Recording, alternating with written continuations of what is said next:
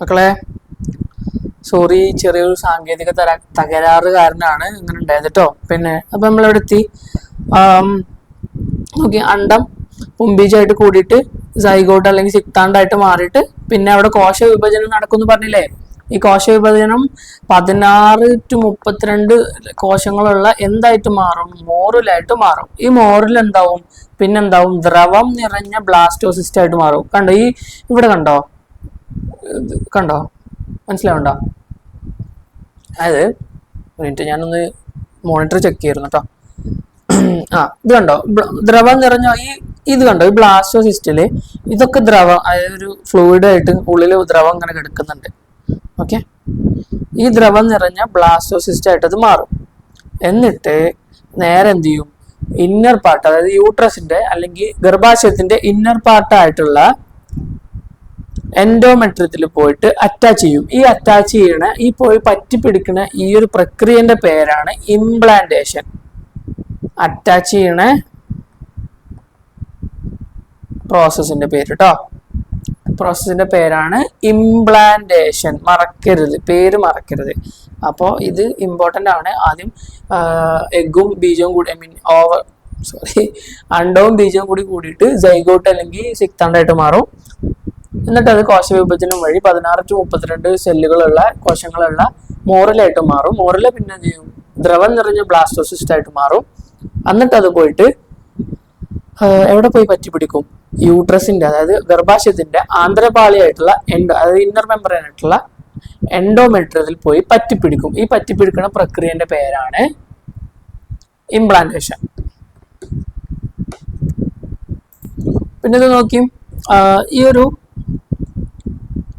Diagram കണ്ടോ? ഇതെന്താണ്? കുട്ടി ഗർഭാശയത്തിൽ വളരാണ് കേട്ടോ.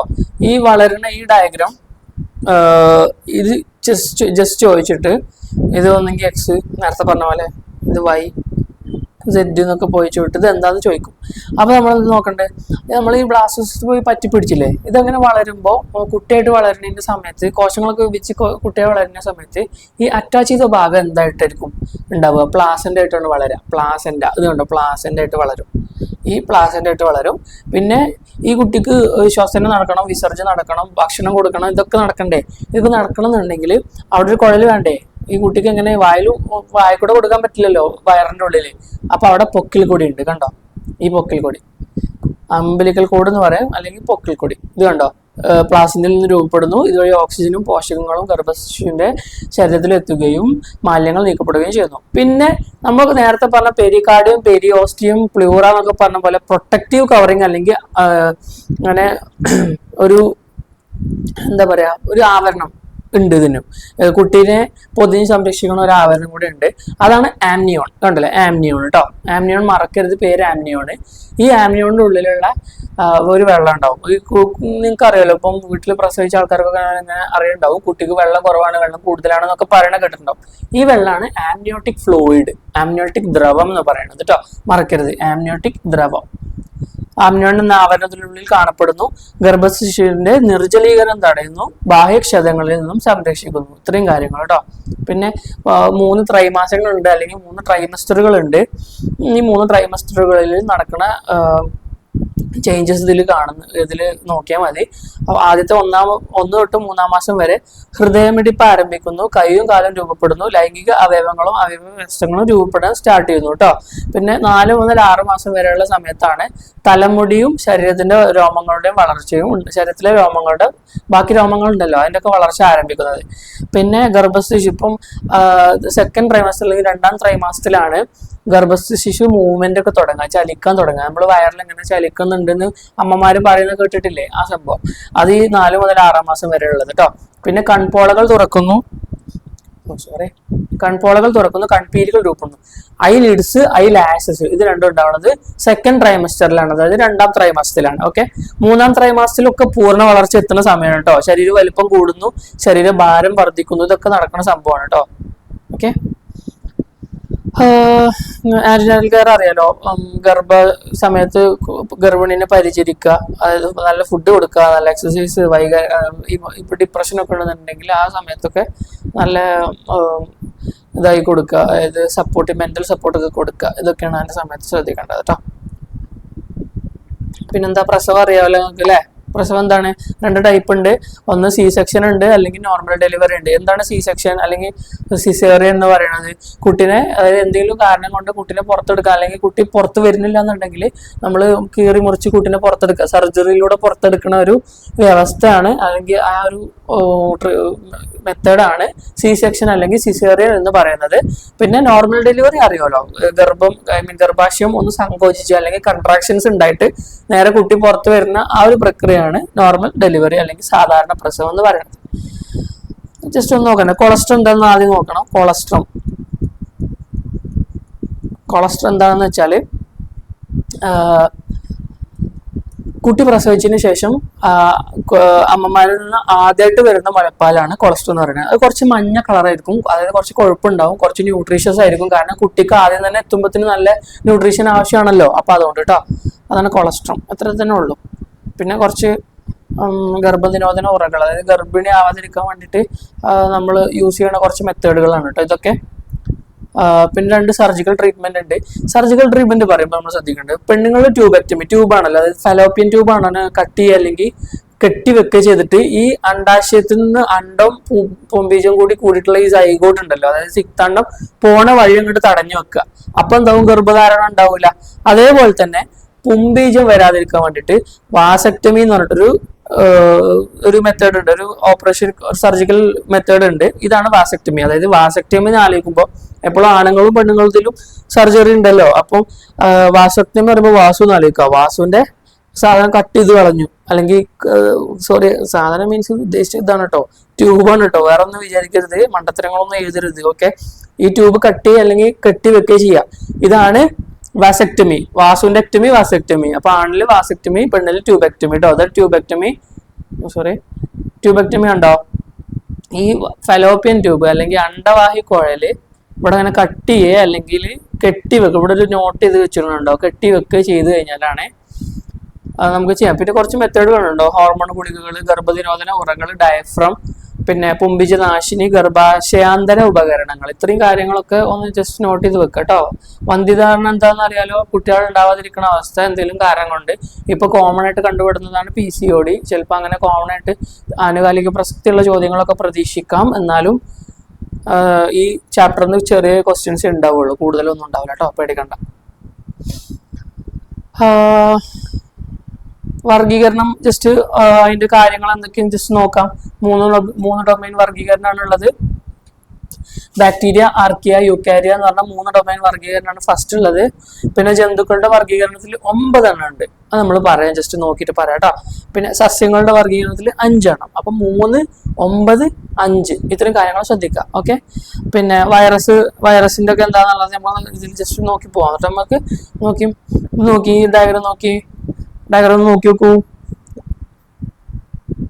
കണ്ടോ? അതായത് ബാക്ടീരിയ ഫസ്റ്റ്, 3 ഡൊമൈൻ വർഗീയത എന്ന് പറയുമ്പോൾ 1 ബാക്ടീരിയ, 2 ആർക്കിയ, 3 യൂക്കാരിയ. ഈ യൂക്കാരിയ, ബാക്ടീരിയ, ആർക്കിയ 3 എണ്ണം. ഈ ബാക്ടീരിയ തന്നെ, ബാക്ടീരിയകളാണ് ബാക്ടീരിയയില്. ആർക്കിയയില്. പിന്നെ യൂക്കാരിയയില് 4 എണ്ണം. എന്താണ്? Protista 1, ഫഞ്ച് 2, plant, Animalia. അനിമേലിയ പറയുമ്പോൾ മൃഗങ്ങള്, പ്ലാന്റ് സസ്യങ്ങള്, ഫംഗയില് ഫംഗസുകള്, പ്രോട്ടിസ്റ്റില് ബാക്കി ചെറിയ ഏകകോശ ജീവികളൊക്കെ ഉണ്ടാവും കേട്ടോ. നോക്കി അനിമേലിയയില് നമ്മൾ 9 എണ്ണം പറഞ്ഞു. 1 പോരിഫറ. നമ്മളൊക്കെ പ്ലസ് ടുവിലൊക്കെ നമ്മൾ എൻട്രൻസിനൊക്കെ പഠിച്ച സമയത്ത് ഇങ്ങനെ പാട്ട് പോലെ പാടി പഠിച്ചിരുന്ന ഒരു സംഭവം. പോരിഫറ, നിഡേറിയ, ബ്ലാക്ക് ടീ എന്നൊക്കെ പറഞ്ഞിട്ട് അങ്ങനെ പഠിച്ചിരുന്നു. അപ്പൊ മാക്സിമം കാണാതെ പഠിക്കാൻ നോക്കുക. ഫസ്റ്റ് പോരിഫറ. എങ്ങനെ വെച്ചാൽ ആദ്യം നമ്മൾ ചെറുതുനിന്ന് വലുതിക്ക് വരികയാണ് കേട്ടോ. ആദ്യം പോരിഫറ സൂക്ഷ്മകോശ ജീവികളാണ്, അതായത് സൂക്ഷ്മ സുഷിരങ്ങളുള്ള ജീവികളാണ്. നിഡേറിയ എന്ന് പറയുമ്പോൾ നിഡോബ്ലാസ്റ്റ് എന്ന് പറഞ്ഞൊരു സംഭവമുണ്ട്. ഇവിടെ കണ്ടോ, ഈ ഒരു എന്താ പറയടാ ഒന്ന് പറഞ്ഞു തരില്ല, കമന്റ് ചെയ്യുള്ളൂ കേട്ടോ. പിന്നെ ഈ ഒരു എന്താ പറയാ, കയറ് പോലത്തെ സാധനം അങ്ങനെ കൂട്ടിയാൽ മതി. അതാണ് നിഡോബ്ലാസ്റ്റ്. ടെന്റക്കിൾസ് എന്ന് ഇംഗ്ലീഷിൽ പറയും കേട്ടോ. പിന്നെ പ്ലാറ്റി ഹെൽമിന്തസ് പറയുമ്പോൾ ചെറിയ വിരകള്. പിന്നെ അടുത്തത് എന്താ, നിമറ്റോഡ എന്ന് പറയുമ്പോൾ വലിയ വിരകൾ. ചെറിയ വിരകൾ, ചെറുതും മൃദുമായ പരന്ന ശരീരമുള്ള വിരകളാണ് പ്ലാറ്റി ഹെൽമിന്തസ്. നീണ്ടുരുണ്ട ശരീരമുള്ള വിരകളാണ് നിമറ്റോഡ. ഓക്കെ, പിന്നെ അനലിഡ, ആർത്രോപോഡ. അനലിഡയിൽ നമ്മളെ മണ്ണിരൊക്കെ പെടും കേട്ടോ. ഖണ്ഡങ്ങളോട് അല്ലെങ്കിൽ സെഗ്മെന്റുകളോട് കൂടിയ ശരീരമുള്ള ജീവികൾ. ആർത്രോപോഡ എന്ന് പറയുമ്പോൾ ബാഹ്യാസ്ഥി കൂടെ ഉണ്ടാവും. ഏത്? ഞണ്ട്, കൊഞ്ച് മീൻസ് ചെമ്മീന്, അതുപോലെ പാറ്റ. പിന്നെ മൊളസ്ക നോക്ക്. മൊളസ്ക എന്ന് പറയുമ്പോൾ നമ്മളെ ഈ ഒച്ച്, നീരാളി അങ്ങനത്തെ ഈ അറപ്പുണ്ടാക്കുന്ന ജീവികളില്ലേ, അതൊക്കെയാണ് കേട്ടോ. പിന്നെ എക്കിനോഡെർമേറ്റ എന്ന് പറയുമ്പോൾ നോക്കാം, മുള്ളുകളുള്ള സ്പൈൻസോട് കൂടിയ ശരീരത്തിലുള്ള സമുദ്ര ജീവികളാണ്. കോഡേറ്റ എന്ന് പറയുമ്പോൾ നമ്മൾ മനുഷ്യന്മാർ, അതായത് നട്ടലുള്ള എല്ലാ ജീവികളും കോഡേറ്റിൽ പെടും. നട്ടല് മീൻസ് നോട്ടോകോഡ്. നോട്ടോകോഡ് കോഡ് എന്ന് ഒരു ആ ഒരു പേര് വന്നതുകൊണ്ടാണ് കോഡേറ്റ എന്നുള്ള പേര് വന്നത് കേട്ടോ, മറക്കരുതേ.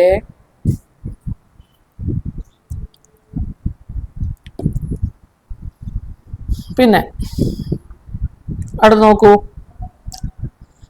കിങ്ഡം പ്ലാന്റിൽ എന്താ ഉള്ളത് നോക്കൂ.